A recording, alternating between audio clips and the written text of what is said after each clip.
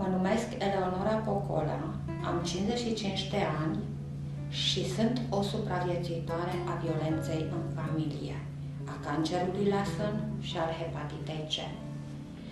Sunt profesie. Trăiesc în Cluj-Napoca, un oraș din România. Am 2 copii minunați, un băiat de 26 de ani și o fată de 19 ani și în prezent sunt președinta Asociației Vivat. Astăzi vreau să vă împărtășesc din experiența mea de viață.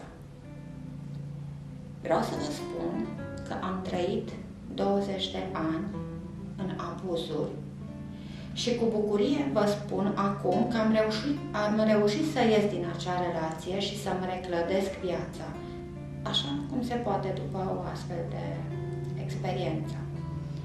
Și acum încerc să ajut femeile care trec prin situații asemănătoare. Nici nu a fost atât de grav ca celorlalte victime. Dar atunci, trăind acele abuzuri, și eu și copiii mei, am fost copleșită. 20 de ani de căsnicie, un iad al violențelor în familie, în care demonul era soțul meu și apoi lupta aceea pentru supraviețuire cu cancerul la sân, mai târziu cu hepatita C în acele condiții. La început au fost doar violențele verbale, pe care le-am perceput ca pe o ceartă banală. Apoi certurile erau tot mai dese și nefondate. Erau reproșuri față de trecutul meu, de aspectul meu fizic, de capacitățile mele de decizie, de integritatea mea morală, care se repetau din ce în ce mai des. Apoi au urmat cele legate de părinții mei, de prieteni. Și dintr-o dată am observat că din punctul lui de vedere, cei din jurul meu erau vinovați de tot ceea ce ni se întâmpla în căsnicie, pentru că mă influențau în mod negativ. Ei trebuiau să dispară definitiv din peisaj. Mai târziu mă făcea să simt că eu eram vinovată de tot ceea ce mi se întâmpla. Toate umilințele la care mă supunea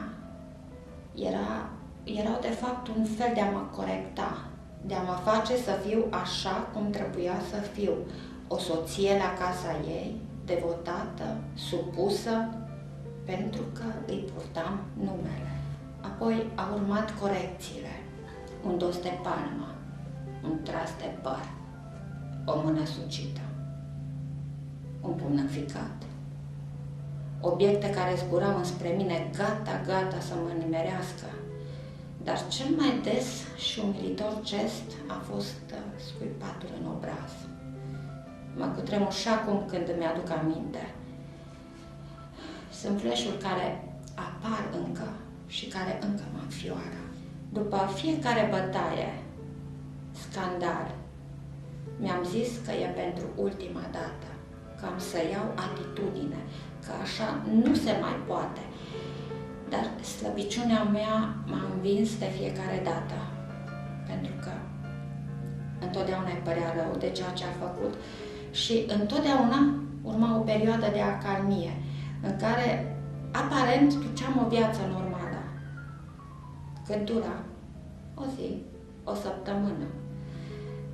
Nu era un tipar sau un program care trebuia respectat. Iubirea este cea care m-a legat de el. Din punctul meu de vedere, iubirea era doar în lumea paralelă pe care mi-am construit-o în toți acești ani, alături de bărbatul cu care m-am căsătorit. În acea lume pe care mi-am creat-o ca să nu simt loviturile. Când loviturile mă trezeau la realitate, durerea sufletului era prea greu de îndurat și mă refugiam din nou în lumea pe care mi-am creat-o. Altfel, cum pot să-mi explic letargia în care am trăit atâția ani? Tandrețe? Credeți că mâinile care lovesc pot fi și tandre? Poate, dar după câteva lovituri, când mâna se apropie, tresar de frică, pentru că nu știi ce urmează, mângâiere sau lovitură. Și atunci, declicul care m-a făcut să rup relația în care eram de 20 de ani a fost copiii. Ei au fost cei care mi-au dat puterea să iau hotărârea asta. Ani de zile mi-am ascuns slăbiciunea sub justificarea. Stau cu el pentru copii. Cum să crească fără tată?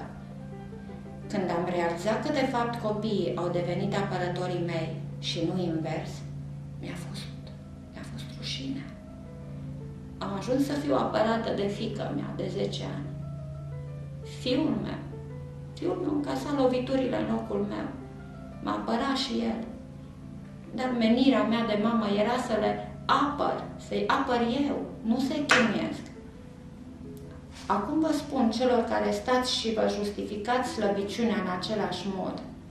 Copiilor, le este mai bine fără un astfel. De 20 de ani am căutat un tipar, o metodă prin care să fac din căsnicia mea una normală. Acordam circumstanțe atenuante manifestărilor violente. Căutam justificări pentru ele. Mă învinovățeam pentru ele. Am căutat răspunsuri la întrebările și frământările mele în cărți de psihologie. M-am refugiat în religie. Și asta pentru că, în percepția mea, dată de o educație tradiționalistă, m-am căsătorit până ce moartea ne va despărți. Iertam, uitam. Iată-ne, Doamne, nouă greșelile, precum și noi iertăm greșiților noștri. Era ceea ce aplicam eu. Putea să vă povestesc cu lux de amănunte, cum eram sacul lui de box, cu ce limbaj mi se adresa, sau ce înseamnă violul în căsnicie, sau cum erau nopțile noastre, ale mele și ale copiilor mei. Să vă vorbesc de tăcerile noastre, de tristețea, de frica noastră, sau cum am trecut peste tratamentul cu citostatice în acele condiții.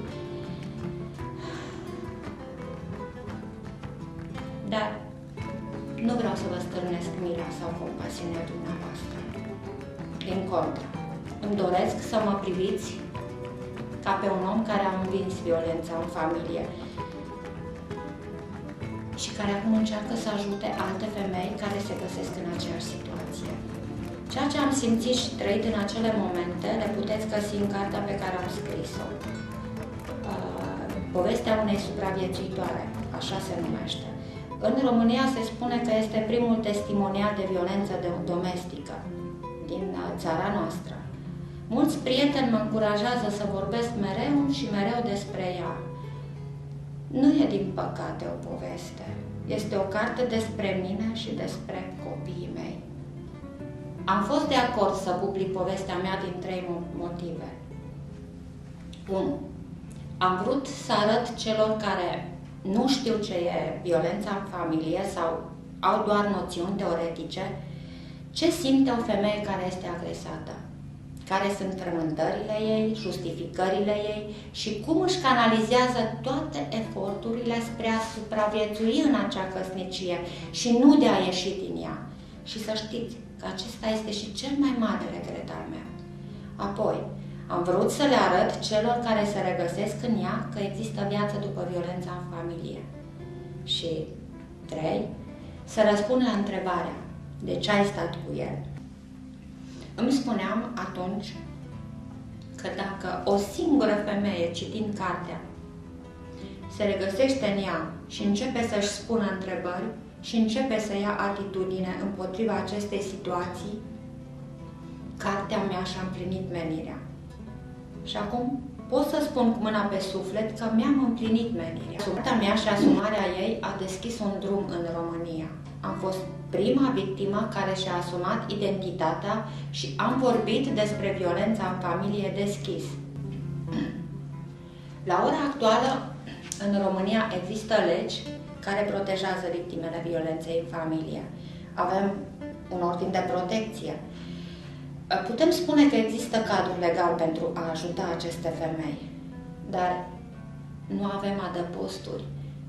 Campaniile de informare atât de necesare pe această temă sunt puține, aproape inexistente. Inițiative există din partea organizațiilor neguvernamentale, dar solicitările sunt atât de mari încât ele nu fac față.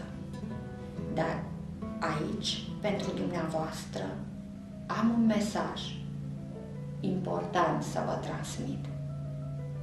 Fiți puternice, bazați-vă în primul rând pe voi înșivă. Informați-vă, căutați ONG-uri care pot să vă ajute, să vă îndrume. Lăsați justificarea, stau cu el pentru copii.